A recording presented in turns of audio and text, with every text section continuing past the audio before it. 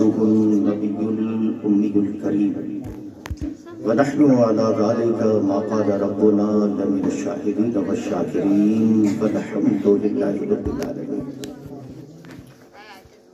جی لگا کر ایک مرتبہ درود پاک پڑھیں. اللہم صلی علی سیدنا و شفیعنا و نبینا و مولانا محمد وعلی آل سیدنا محمد بارک وسلم. مجلس یعنی مجلس مولود شریف، اس کے انعقاد کا سبب وجہ غرض و غایت ہے کہ عالی جناب احمد صاحب ان کی والدہ نے دائی اجل کو لبیک کہا، اور آج غالباً ان کا 40واں ہے. ان کے ایصال ثواب کے لیے اس مجلس پاک کا انعقاد کیا گیا ہے.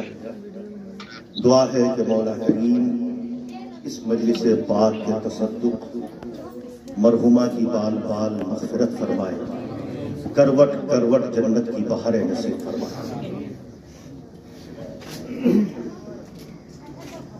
میلاد شریف کی مجلس ہے اور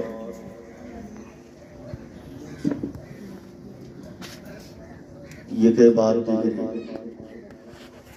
آپ نے دو خطاب سماعت کیا ہے.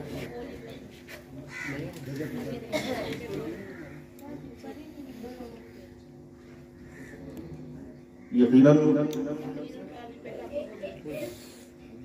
دونوں صاحبان نے جو اس مجلس کا حق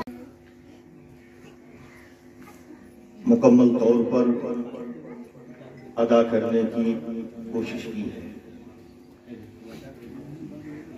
مزید کسی طول طویل گفتگو کا یہ مجلس متحمل نہیں ہے.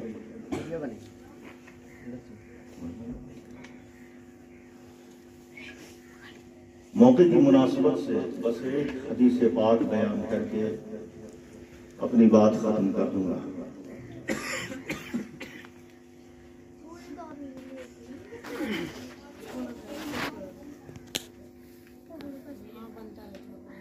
حضرت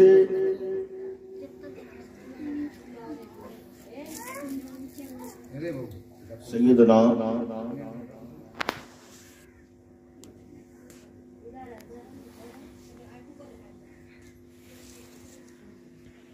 ماعز ابن مالک اسلمی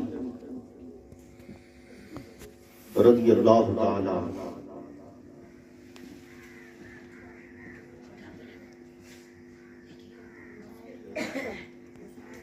آقا کریم صلی اللہ علیہ وآلہ وسلم کی بارگاہ میں حاضر ہوتے ہیں.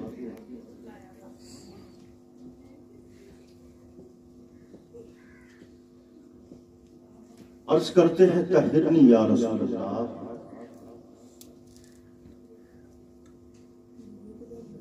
یا رسول اللہ مجھے پاک کر دیا. یاد رکھیں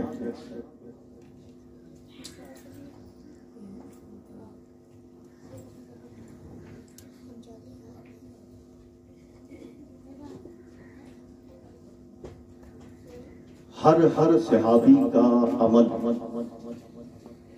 ہمارے لیے حجت ہے.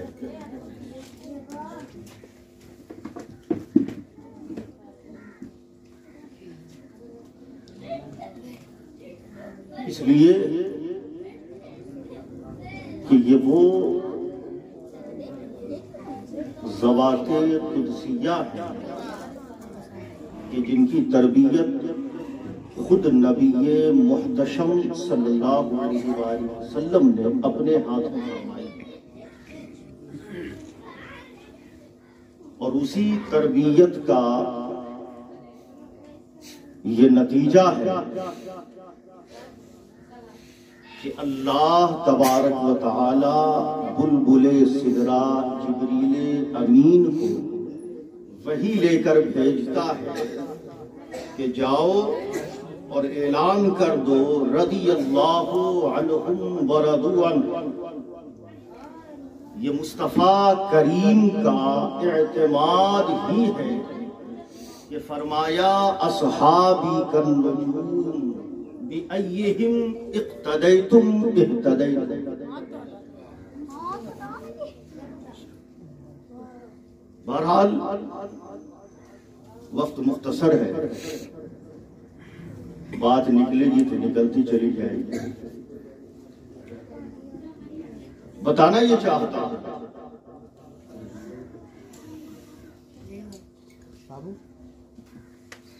کہ حضرت ماعز بن مالک اسلمی رضی اللہ تعالی عنہ آقا کریم کی بارگاہ میں پہنچے،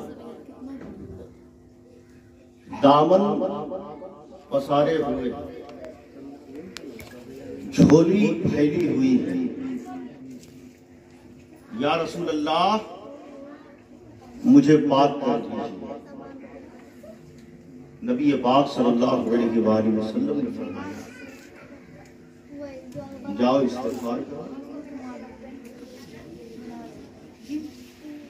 حضرت ماعز جاتے ہیں، پھر لوٹ کر واپس آتے ہیں، پھر وہی بولی ہے طہرنی یا رسول اللہ، جاؤ نہ کہا نہ استغفار کرو۔ پھر پلٹ آتے ہیں، گویا حضرت ماعز ہمیں بتا رہے ہیں، ہمیں ذہن دے رہے ہیں، ہمیں نظریہ اور فکر عطا کر رہے ہیں کہ بخدا یہی ہے خدا کا در، نہیں اور کوئی مفر مکر، جو وہاں سے ہو یہی آ کے ہو جو یہاں نہیں۔ حضرت ماعز نے دیکھا تھا، سمجھا تھا، جانا تھا۔ اچھا آپ دیکھیں،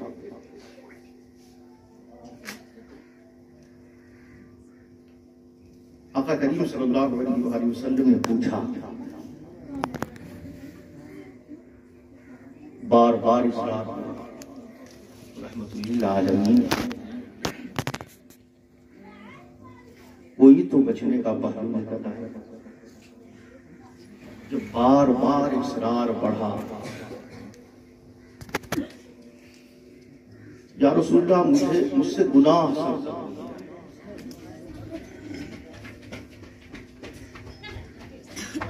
کیا گناہ سازد ہو گیا ہے؟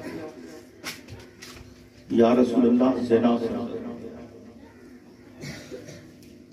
اور ہم جانتے ہیں کہ اسلام کے اندر زنا اتنا قبیح جرم ہے کہ اگر کوئی شادی شدہ شخص زنا کا مرتکب ہو جائے تو ایسا شخص اسلام کی نگاہ میں دھرتی پر رہنے کے قابل نہیں، رجم کر دیا۔ حضرت ماعز جواب ہے کہ مجھے پتھر مارا جائے، جسم لہو لہان ہوگا، بہت ہی کربناکی کے عالم سے گزروں گا، مگر وہ ہماری طرح نہیں، تربیت یافتہ مصطفیٰ ہماری طرح دنیا نہیں پسند، بلکہ ان کی نگاہ آخرت پر، بھلے ہی تھوڑا سا درد یہاں کا جھیل برداشت کرنا، مگر آخرت کے عذاب سے تو بچ جاؤں گا، جہنم کے عذاب سے تو بچ جاؤں گا۔ اب اندازہ کرنا، آقا کریم صلی اللہ علیہ وآلہ وسلم نے جبریل امین سے پوچھا کہ جبریل بتاؤ کہ جہنم کا سب سے خفیف ترین عذاب کیا ہے؟ اخف العذاب، ہلکا عذاب کیا ہے؟ تو جبریل امین نے فرمایا کہ جہنمی کو جو سب سے ہلکا عذاب ہے وہ یہ ہے کہ اسے پاؤں میں جہنم کا جوتا پہنایا جائے، جوتا پاؤں میں پہنایا جائے گا، لیکن عالم یہ ہوگا کہ یغلی منہما دما،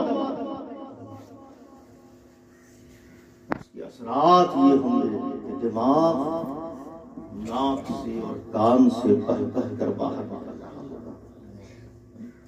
سوچیں کہ سب سے ہلکا عذاب یہ ہے تو بھاری عذاب کیسا ہوگا۔ پھر دوستو،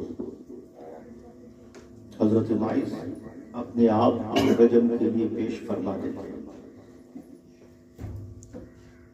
حضرت ماعز سنسار کا سنسار ہو گئے۔ راوی کو شک ہے کہ آیا دوسرا دن تھا یا تیسرا دن تھا، اور اسی شک کا فائدہ ہمیں ہوتا ہے۔ لوگ پوچھتے ہیں یہ سویم کر رہے ہیں، کہاں لکھا ہے، کہاں لکھا ہے؟ قربان جانے میرے آقا چلے گئے حضرت ماعز کے گھر۔ حدیث کے لفظ میں آقا پہنچے، وَهُمْ جُلُوسُهُمْ، صحابہ مجلس لگائے بیٹھے۔ آقا کریم جب اس مجلس میں پہنچے تو میرے آقا نے ارشاد فرمایا، استغفروا لماعز، ماعز کے لیے استغفار کرو، ماعز کی مغفرت کے لیے دعا مانگو۔ ہماری مجالس کا بنیادی مقصد دعا ہوتا ہے، استغفار ہوتا ہے۔ کسی کہنے والے نے کہا کہ لوگ ماعز نے گناہ کیا۔ جب یہ آواز میرے آقا کے گوش مبارک سے ٹکراتی ہے، چہرے کا رنگ متغیر ہوتا ہے، اور جلال آواز میں فرماتے ہیں کہ تم نے دیکھا نہیں کہ اگر ماعز سے گناہ سرزد ہوا، غلطی ہوئی، تو ہم نے اس پر حد بھی تو جاری کر دیا۔ ارے ماعز نے تو ایسی توبہ کی ہے، ایسی توبہ کی ہے کہ اگر اس کے توبہ کو روئے زمین پر تقسیم کر دیا جائے تو لکفا، سب کے لیے کافی ہو جائے۔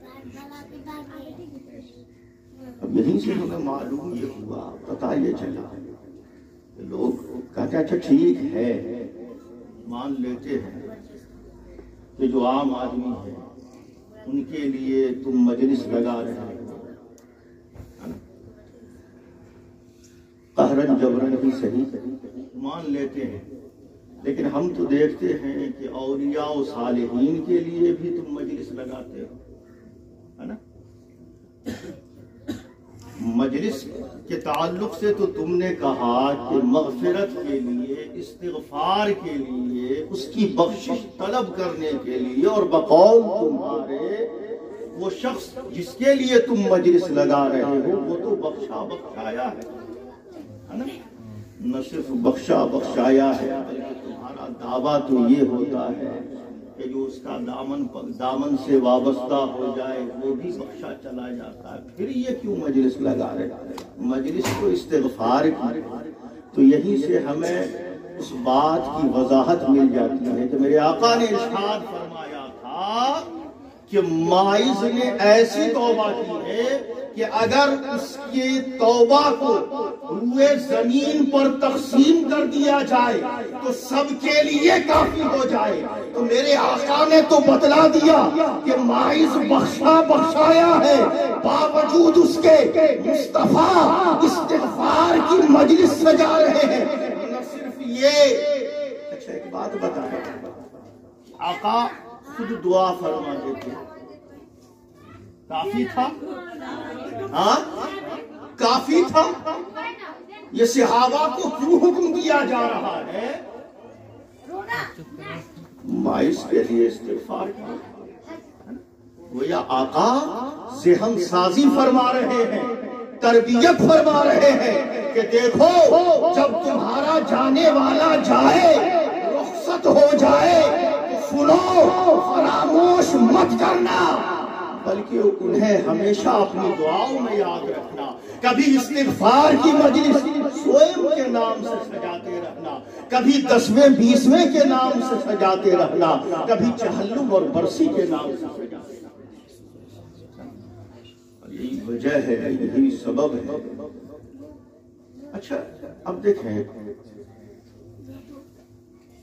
کہ ہم جب میلاد کی مجلس سجاتے ہیں تب بھی لوگوں کو تکلیف ہوتی ہے۔ بھائی چلو مان لیتے ہیں میلاد کر رہے ہیں، قہرن جبرن بھی صحیح مان لیتے ہیں، تو میلاد خوشی کے موقع سے ہونا چاہیے، اور ہوتا ہے نا؟ ٹھیک ہے، شادی کے موقع سے میلاد کر رہے، چلو مان لیتے ہیں، گھر میں ولادت ہوئی میلاد کر رہے ہو، مان لیتے ہیں، خوشی کا موقع ہے، گھر بنایا میلاد کر رہے ہو، مان لیتے ہیں۔ لیکن ہم تو دیکھتے ہیں کہ اگر غمی کا موقع ہوتا ہے تب بھی میلاد کرتے ہیں، ہے نا؟ یاد رکھیں ہم تو الحمدللہ میلادی ہیں، ہم تو اس خاکدان عالم میں سانس لیتے ہیں تو میلاد کے ساتھ، ہے نا؟ اور ہمارا اگر کوئی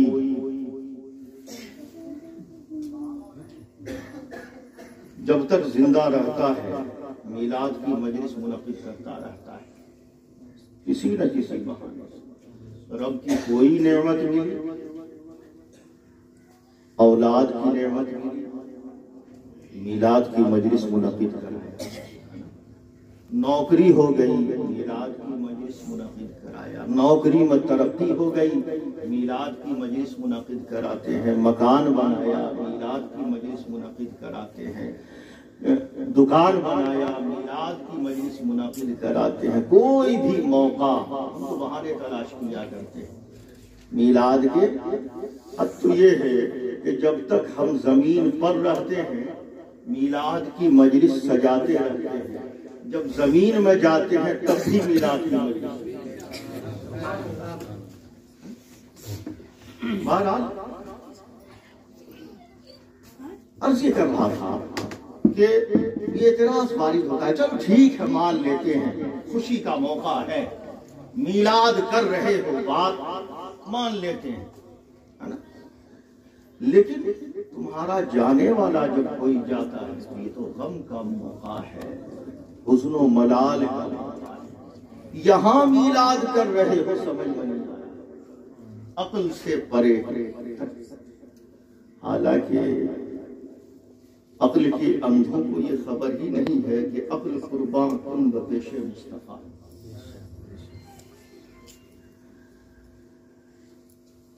ایمان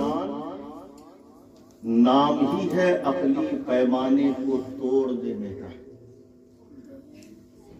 الذین یؤمنون بالغیب، عقل میں آئے یا نہ آئے، یا مصطفیٰ آپ نے کہا ہے جنت ہم نے دیکھا نہیں، یا رسول اللہ آپ نے کہہ دیا ہے تو ہے، جہنم ہم نے دیکھا نہیں، یا رسول اللہ آپ نے کہہ دیا ہے، یہ تو ہوا تھا نا۔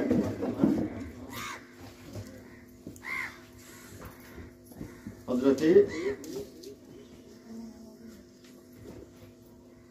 ابو جہل کا یہ طریقہ تھا کہ اکثر بارگاہ رسالت میں حاضر ہوتا تھا اور کہتا تھا یا محمد صلی اللہ علیہ وسلم یہ بتاؤ کہ کیا آج بھی کچھ نازل ہوا ہے، کچھ اترا ہے؟ اور جو آیتیں اترتی آقا کریم صلی اللہ علیہ وسلم تلاوت فرما دیتے، وہ جاتا اپنے مصاحبین میں اس آیت پہ چرچا کیا کرتا تھا، تذہین کیا، مذاق بنایا کرتا تھا۔ اپنے معمول کے مطابق ایک دن پہنچا آقا کریم کی بارگاہ میں، بس وہی بولی، اے محمد صلی اللہ علیہ وسلم، کیا آج بھی کچھ اترا ہے؟ آقا کریم معراج سے تشریف لائے تھے، آپ نے تلاوت فرما دی، سبحان الذی اسری بعبدہ لیلا من المسجد الحرام الى المسجد الاقصی۔ اب ابو جہل نے دیکھا، اش کرنے لگا، آج تو مٹیریل مل گیا ہے نا، معجون مل گیا ہے نا۔ بھلا بتاؤ کہ کوئی 1.25 مہینے کی مسافت دعویٰ کرے، رات کے قلیل حصے میں گیا بھی آ بھی گیا، کیا عقل میں آتی ہے؟ کیا عقل میں سماتی ہے یہ بات؟ آج تو مزہ ہے نا، مست و الست ہو کر چلا ہے نا۔ اچھا دیکھیں کہ آج وہی اعتراض جو کل کفار و مشرکین مکہ نے کیا تھا، آج کلمہ پڑھنے والے ہے نا۔ یہ معراج تھا، معراج منامی تھا، خواب میں ہوا تھا، جسم سے کیسے ہو سکتا ہے، کیسے ممکن ہے نا۔ اتنا لمبا سفر ہے، وہی عقلی پیمانہ ہے نا، وہی عقلی پیمانہ۔ حالانکہ خبر نہیں ہے کہ میرے نبی نے، یاد رکھیں، میرے نبی نے دعویٰ ہی نہیں فرمایا ہے کہ میں مسجد حرام سے مسجد اقصی گیا، دعویٰ کون کر رہا ہے؟ خدا کر رہا ہے۔ اور کیا کہہ رہا ہے؟ یہ بھی تو یہ بات بھی تو کہی جا سکتی تھی، وہی اللہ ہے نا جو اپنے بندے کو لے گیا مسجد حرام سے مسجد اقصی تک، ہے نا۔ نہ کوئی اور صفت کا تذکرہ ہو جاتا، مگر کہا نہیں سبحان۔ سبحان کا معنی ہوتا ہے ہر نقص سے پاک، ہر کمزوری سے پاک، ہر عیب سے پاک۔ اے کاش کہ آج جو کلمہ گو ہے وہ غور فرما لیتے کہ بات رب وحی سے شروع کر رہا ہے کہ یقیناً تمہارے لیے جانا تمہاری کمزوری ہو سکتی ہے، لیکن لے جانے والا وہ ہے جو کمزوریوں سے پاک ہے، جو نقص سے پاک ہے۔ لے جانے والا اللہ ہے جو ہر کمزوری سے پاک ہے۔ سبحان الذی اسری بعبدہ لیلا من المسجد الحرام۔ اللہ دعویٰ فرما رہا ہے نا۔ بہرحال ابو جہل جھومتا ہوا چلا۔ اچھا دیکھیں آپ کہ اگر تھوڑی دیر کے لیے منامی ہی تصور کر لیا جائے ہے نا، تو پھر سوال اٹھے گا پھر ابو جہل کو اترانے کی کیا ضرورت ہے؟ اور صرف ابو جہل کی بات نہیں بلکہ بہت سارے ایسے افراد تھے جو تازے اسلام میں داخل ہوئے تھے، ارتداد کا شکار ہوئے۔ لمبی فہرست ہے، عقل میں نہیں آئی، عقل میں نہیں سمائی۔ تو اگر دعویٰ خواب کا ہوتا، معراج منامی کا ذکر ہوتا، تو پھر تو ارتداد کا سوال ہی پیدا نہیں ہوتا ہے نا۔ اور پھر کفار و مشرکین مکہ کو دلیل طلب کرنے کی ضرورت ہی پیش نہیں آتی، پھر نبی کا سارا کا سارا احوال بیان کرتا ہے نا، چاہے وہ مسجد اقصی کی کل کیفیات ہو یا پھر راستے کے احوال، قافلے کا ذکر ہے نا، آندھیوں کا اٹھنا، ہواؤں کا چلنا، اس کی آمد کا ضرورت ہی نہیں تھی۔ یہ بتاتا ہے، اس بات کی دلیل ہے کہ جو معراج میں آقا کو ہوئی وہ منامی نہیں بلکہ جسمانی معراج ہے نا۔ بہرحال بات وہی ہوتی ہے، عقل قرباں کن، اور یہی وجہ ہے، یہی سبب ہے کہ ایمان کے لیے میرے مصطفیٰ نے جو پہلی شرط لگائی ہے وہ یہ ہے کہ اپنے عقل کو پہلے بالائے طاق رکھو، تم اس وقت تک مومن نہیں ہو سکتے، لا یؤمن احدکم حتی اکون احب الیہ من والدہ وولدہ۔ آنا ہے عقل کو وہی رکھنا، یہاں تو عشق چلتا ہے نا، عقل یار ہے سو بھیس بدل لیتی ہے۔ بہرحال ابو جہل چلا گھومتا ہوا، آج تو مل گیا ہے نا معجون، ٹکرا گئے صدیق اکبر، آپ دیکھیں ٹکرایا بھی کون۔ اچھا بتاؤ کہ کوئی یہ دعویٰ کرے کہ میں راتوں رات مسجد حرام سے مسجد اقصی تک گیا، کیا یہ بات عقل میں آتی ہے نا؟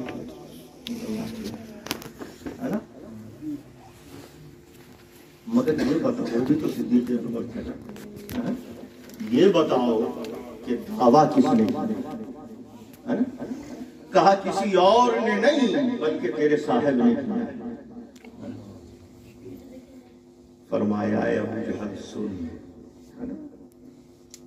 یہ تو ایک ادنا سی شے ہے، یہ تو معمولی سی شے ہے، ارے ہم تو وہ تھے جو دیکھے بھالے خداؤں کی پرستش کرنے والے، اپنے ہاتھوں سے اصنام تراشتے تھے اور اپنے جبینے نیاز کے سجدے لٹایا کرتے تھے۔ اچھا قربان جائیں، معبود کا بھی معاملہ عجیب، جب سفر کے لیے نکلتے تھے تو زاد راہ کے لیے ستو رکھا کرتے تھے، آج بھی لوگ سفر پر نکلتے ہیں گاؤں دیہات سے تو ستو رکھتے ہیں نا، اور اسی ستو سے بت بنایا کرتے تھے، اسی کی عبادت کیا کرتے تھے، اسی کے حضور اپنی جبینوں کو رسوا کیا کرتے تھے، اسی کی عبادت کرتے تھے، اور جب بھوک لگتی تھی تو اسی کو ڈکارے آتے تھے۔ ایسے معبود تھے، ہے نا؟ اے ابو جہل سن، ہم تو دیکھے بھالے خداؤں کی پرستش کرنے والے تھے نا، یہ تو ایک ادنا سی شے ہے کہ کہا ہے مسجد حرام سے مسجد اقصی گیا، ہے نا؟ ارے ہم نے جنت کو دیکھا نہیں، انہوں نے کہا جنت ہے، ہاں یا رسول اللہ جنت ہے۔ ہم نے برزخ دیکھا نہیں، کہا برزخ ہے، ہاں یا رسول اللہ ہے۔ ہم نے جہنم دیکھا نہیں، کہا ہاں یا رسول اللہ جہنم ہے۔ خدا ہم نے دیکھا نہیں، کہا ہے ایک وحدہ لا شریک ہے، ہاں یا رسول اللہ۔ ہم تو دیکھے بھالے خداؤں کی پرستش کرنے والے تھے، یہ اسی محمد نے کہا ہے کہ ہاں خدا وحدہ لا شریک ہے۔ مان لیا، کسی کہے ہوئے کا کہا مان لیا، بن دیکھے تجھے خدا مان لیا، ہے نا؟ عقل قربان خدمت شیخ مصطفیٰ، ہے نا؟ میرے دوستو بات چلی تھی، غلطی چلی گئی، درود شریف پڑھے اللہم صلی علی سیدنا مولانا محمد وعلی آلہ سیدنا محمد بارک وسلم کما تحب وترضى علیہ صلو علیہ صلاۃ و سلام علیک دائما یا رسول اللہ یا حبیب اللہ صلی اللہ تعالی علیہ وسلم۔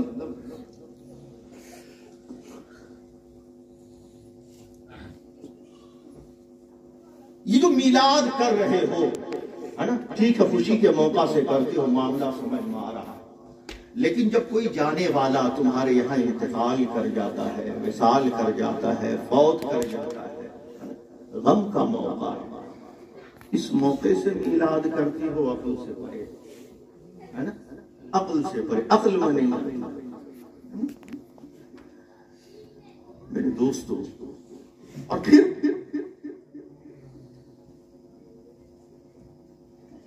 ٹھیک ہے میلاد کر رہے ہو، ہے نا، اچھا میلاد کے ساتھ کر رہے ہو، یہ کروا لیتے تو زیادہ بہتر ہوتا ہے نا، یہ کر دیتے تو بہتر ہوتا، یہ کر دیتے تو بہتر ہوتا ہے نا۔ ٹھیک ہے یہ اچھی چیز ہے، اچھی چیز ہے، کر رہے ہو، منع نہیں کرتا، ہے نا۔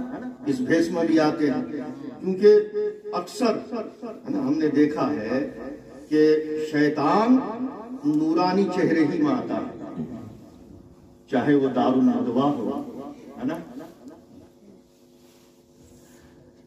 چاہے وہ نار نمرود میں حضرت خلیل کے پھینکے جانے کی تیاری ہو۔ آپ کو معلوم ہوگا کہ منجنیق کا مشورہ کسی اور نے نہیں، نورانی شکل میں آیا تھا، ہے نا، کسی اور شکل میں نہیں، نورانی شکل میں آیا تھا، ہے نا۔ میرے نبی کے قتل کا مشورہ اور پورا لائحہ جس نے تیار کیا تھا وہ بھی بڑے نورانی شکل میں آیا تھا، ہے نا، بڑے شکل پر جاتے ہیں، ہے نا۔ یاد رکھیں ہمیشہ، اسی لیے ہمارے اکابرین نے، خصوصاً ہمارے محدثین نے، ہے نا، یہ اصول وضع فرمایا ہے کہ دین لینے سے پہلے، ہے نا، یہ دیکھو کہ دین جس سے لے رہے ہو وہ دیندار ہے کہ نہیں۔ آج تو ہم دیکھتے ہیں قرآن پڑھ رہا ہے، حدیث پڑھ رہا ہے نا، حدیث پڑھ رہا ہے، قرآن پڑھ رہا ہے، قرآن ہی تو پڑھ رہا ہے، حدیث ہی تو پڑھ رہا ہے نا، وہی بخاری پڑھ رہا ہے، وہی مسلم پڑھ رہا ہے نا، وہی پڑھ کے بتا رہا ہے۔ یاد رکھیں اس لیے منع کیا ہے کہ ایک بار بڑی پیاری بات حضور شیخ الاسلام نے کہی ہے کہ قرآن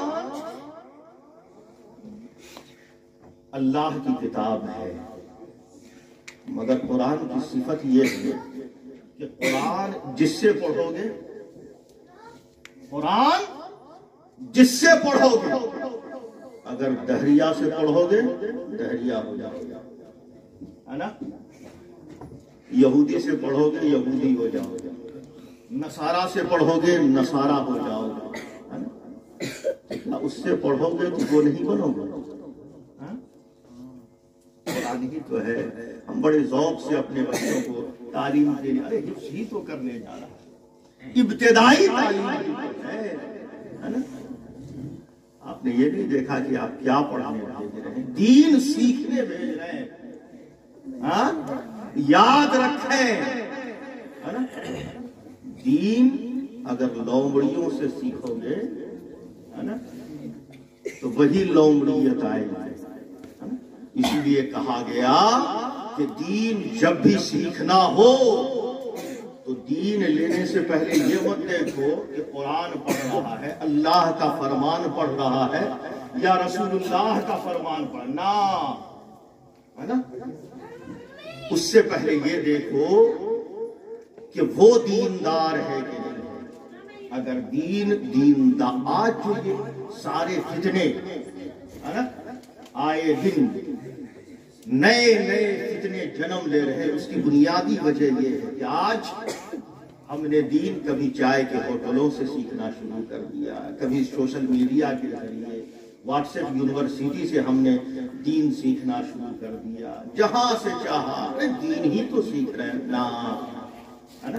ہمارے اکابرین نے تو پہلے ہی ہمیں اصول دے دیا ہے، دین لینے سے پہلے یہ اب دیکھا نا کہ اپنا وطن چھوڑ کر گئے، اپنا ملک چھوڑ کر دوسرا، معلوم ہوا کہ فلاں ملک میں ان کے پاس رسول اللہ کی ایک حدیث ہے نا، وہاں گئے تو منظر کیا دیکھا، اپنے گھوڑے کو یوں کر کے بنا، ہم بھی اپنے جانوروں کو بلاتے ہیں نا، یوں چلو بناتے ہیں اور بلاتے ہیں، ہے نا۔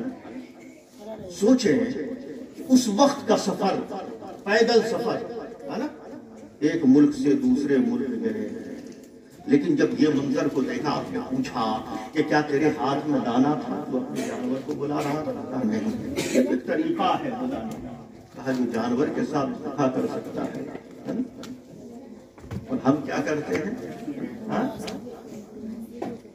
یاد رکھیں دین جب بھی لینا ہو تو دین لینے سے پہلے یہ نہ دیکھیں کہ وہ کیا پڑھ رہا ہے نا، وہ اس کو دیکھیں کہ وہ دیندار ہے کہ نہیں۔ اگر وہ دیندار ہوگا تو سچا دین پہنچائے گا۔ اور یہی معاملہ رہا کہ جب تک ہمارا یہی نظریہ رہا کہ ہم دین لینے سے پہلے یہ دیکھتے رہے کہ آیا دیندار ہے کہ نہیں ہے، تو یہ برساتی میڈموں کی طرح ہر گلی اور کوچے میں دین فروش نہیں پیدا ہوا ہے نا۔ تب تک ہم یہی دیکھتے تھے ہے نا، جب تک ہم غریب نواز سے دین لیتے رہے ہمارا دین کمال اور تمام تھا، جب تک ہم غوث جیلانی سے، مخدوم سمنانی سے دین لیتے رہے، ان ذوات قدسیہ سے دین لیتے رہے، تب تک ہمارا دین کمال اور تمام تھا۔ لیکن جب ہم ادھر ادھر سے لینا، جب سے ہم نے ادھر ادھر سے لینا شروع کر دیا ہے، یہ آئے دن نئی نئی مصیبتیں، اور آج ہر کوئی اپنی ڈیڑھی کی مسجد بنائے ہوئے ہے نا۔ میرے دوستو باہر بات چلی تھی، نکلتی چلی جاتی ہے، درود شریف پڑھ لیں، بس میں اپنی بات سمجھ رہا ہوں۔ اللہم صلی اللہ علیہ وسلم صلو علیہ السلام علیک دائم یا رسول اللہ یا حبیب اللہ صلی اللہ علیہ وسلم۔ اچھا یہ خوشی کا موقع ہے، یہ عرض کر رہا تھا کہ خوشی کا موقع ٹھیک ہے، میلاد مناتے ہو، خوشی کا موقع، بات سمجھ میں آ رہی ہے نا۔ یہ جب وصال تمہارا کوئی کر جاتا ہے تب میلاد منا رہے ہو، عقل سے پرے معاملہ سمجھ نہیں آتا ہے۔ ایک تو بات یہ ہے، یہ عرض کر رہا تھا، بات وہاں سے نکلی تھی ہے نا، کہ ٹھیک ہے اس پہ یہ کر رہے ہو، اس کے بجائے یہ کر لیتے ہے نا تو اچھا ہوتا ہے نا، یہ زیادہ اہم تھا، اس کو کرنے تو یاد رکھیں مقابلہ حسن کا حسن سے نہیں ہوتا ہے نا، مقابلہ اچھائی کا اچھائی سے نہیں ہوتا ہے، بلکہ مقابلہ اچھائی کا برائی سے ہوتا ہے نا۔ میلاد سے صدقہ و خیرات کا مقابلہ ہے نا، اچھائی کا اچھائی سے مقابلہ نہیں ہوگا، اچھائی کا برائی سے مقابلہ ہے نا۔ اور اگر ہم نے صرف اس لیے ترک کر دیا نا کہ یہ چھوٹا ہے، یہ کمتر ہے نا، تو بجائے ہمیں جو ملنے والا تھا وہ تو ہاتھ سے گیا ہی ہے نا، اور جس سے ہم امید لگائے بیٹھے تھے وہ بھی رخصت ہو گیا ہے نا، وہ بھی رخصت ہو گئی۔ اور یہی وجہ ہے کہ آپ دیکھیں نا کہ آپ قرآن پورا اللہ کا کلام ہے نا، لیکن اگر آپ کسی آیت کو اس وجہ سے ترک کر دیتے ہیں کہ یہ اس آیت سے کمتر ہے نا، تو بجائے ثواب کے آپ گناہ میں مبتلا ہو جائیں ہے نا۔ حالانکہ آیات ایک دوسرے پر فضیلت ہے نا، آیتوں پر فضیلت ہے، اس کی فضیلت اپنی جگہ مسلم ہے، مگر دوسرے کو کمتر نہیں سمجھا جائے گا کہ یہ چھوٹا ہے نا۔ بہرحال ہم نے دیکھا، ایک بات یاد رکھیں کہ کوئی کافر، کوئی مشرک اگر حسن عمل کرے، آنکھ بند ہونے کے بعد اس کو اس کا صلہ نہیں ملے گا ہے نا، بظاہر کتنے ہی بڑا نیکی کا کام لگتا۔ ہم تو دیکھتے ہیں کہ قرآن کی تلاوت بھی بہت سارے کرتے نظر آتے ہیں، کچھ نام ایسے بھی ہیں جنہوں نے بیت اللہ شریف کی بھی زیارت کی ہے نا۔ کچھ کا معمول یہ رہا کہ جس طرح اپنی مذہبی کتابوں کو پڑھا کرتے تھے، قرآن کی تلاوت کی پابندی سے کیا کرتے تھے، بہت سارے نام ہیں نا، نماز بھی ہماری صفوں میں ادا کیا کرتے تھے، بہت سارے نام سب، نیکی کا کام بہت سارا ہے نا، سر انجام دیتے، لیکن یاد رکھیں جتنی ہی بڑی نیکی ہو ہے نا، آنکھ بند ہونے کے بعد اس کا صلہ نہیں ملے گا۔ ہاں علماء نے فرمایا ہے کہ اس کی نیکیوں کا جو بظاہر نیکی لگتی ہے، اس نے عمل لگتا ہے، اس کا صلہ اس کو دنیا میں دے دیا جائے، اس کا بدلہ، یا پھر اس کے نیکیوں کو ہواؤں میں بکھیر دیا جائے، فضاؤں میں بکھیر دیا جائے، لیکن آنکھ بند ہونے کے بعد اس کا صلہ اس کو چاہے کتنی ہی بڑی نیکی ہو، مگر اس کا بدلہ آنکھ بند ہونے کے بعد نہیں ملے گا۔ مگر قربان جائیں شان مصطفیٰ ہے نا، ہم دیکھتے ہیں کہ ابو لہب جیسا کافر، ہاں، جس کی تردید میں خدائے وحدہ لا شریک نے پوری کی پوری سورت نازل فرما دی ہے نا، ایسا کافر۔ اور ہم دیکھتے ہیں کہ اگر میلاد مصطفیٰ کی خوشی میں شریک ہو جائے، اپنی باندھی سویبہ کو آزاد کر دے، تو آنکھ بند ہونے کے بعد بھی اس صلے سے محروم نہیں کیا جاتا ہے، بلکہ جب بھی پیر کا دن آتا ہے عذاب میں تخفیف کر دی جاتی ہے، عذاب میں تخفیف کر دی جاتی ہے، اور انگلیوں کے گھائیوں کے درمیان سے پانی رسنے لگتا ہے، چوستا ہے، ہفتے بھر سیراب رہتا ہے۔ تو ہم تو دیکھتے ہیں کہ میلاد مصطفیٰ میں اگر ابو لہب جیسا کافر شریک ہو جائے تو اللہ اس کو بھی میلاد مصطفیٰ کی خیرات سے محروم نہیں فرماتا۔ حد تو یہ ہے کہ جو رامدہ درگاہ ہوا، جو ملعون ہوا میلاد مصطفیٰ کی خیرات جب رب تبارک و تعالی بانٹ رہا تھا، ساری دنیا خیرات لے رہی تھی، جب ابلیس نے دیکھا کہ زمین والے بھی خیرات میلاد مصطفیٰ لے رہے ہیں، آسمان والے بھی لے رہے ہیں، یہ بھی دوڑا دامن پسارے حاضر ہو گیا، باری تعالیٰ مجھے بھی میلاد مصطفیٰ کی خیرات عطا فرما دے۔ قربان جائے جسے رب نے کہا تھا فخرج فإنک رجیم، جسے رب نے راندہ درگاہ قرار دیا تھا، لیکن جب میلاد مصطفیٰ کی خیرات لینے بارگاہ عزتی میں ابلیس ملعون پہنچتا ہے تو اللہ ابلیس جیسے ملعون کو بھی محروم نہیں فرماتا، بلکہ جو زنا کے دار تماچا اس کے منہ پر لگا کرتا تھا، میلاد مصطفیٰ کے صدقے سے اللہ نے اسے موقوف فرما دیا۔ تو میلاد مصطفیٰ میں تو ہم دیکھتے ہیں کہ اگر کوئی کافر ہی بڑا نیکی کا عمل کرے، آنکھ بند ہونے کے بعد کوئی صلہ نہیں، مگر ابو لہب جیسا کافر اگر میلاد مصطفیٰ میں شریک ہو جائے تو اللہ اسے میلاد مصطفیٰ کی خیرات سے محروم نہیں فرماتا۔